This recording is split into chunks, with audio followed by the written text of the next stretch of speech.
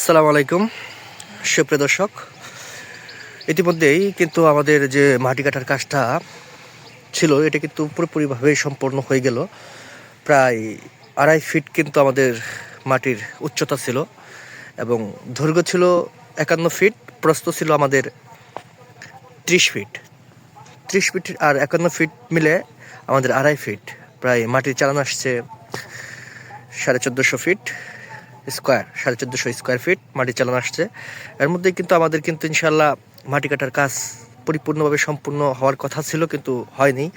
ইতিমধ্যেই কিন্তু প্রায় শেষ হওয়া পর্যায়ে আছে ইনশাল্লাহ। আমি একজন নতুন খামারের উদ্যোক্তা।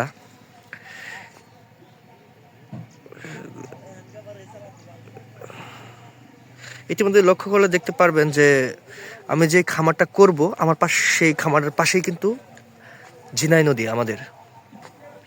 আর আমি মাটিটা ওই ঝিনাই নদীর পাশ থেকে কিন্তু আমার নিজ খরচ এবং আমার নিজ জমি থেকে কিন্তু এই মাটিটা কাটতেছি।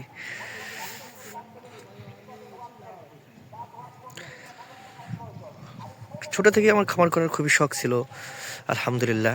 তবে সেই শখটা ইতিমধ্যেই আস্তে আস্তে পূরণ হয়ে গেছে।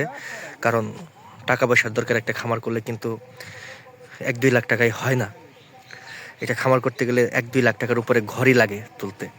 তো সেক্ষেত্রে আমার এখানে প্রায় 60,000 টাকার মতো মাটি লাগলো, মানে কামলা বাবদ খরচ, এবং ঘর তুলতে আরো 1.5-2 লাখ টাকা খরচ হবে।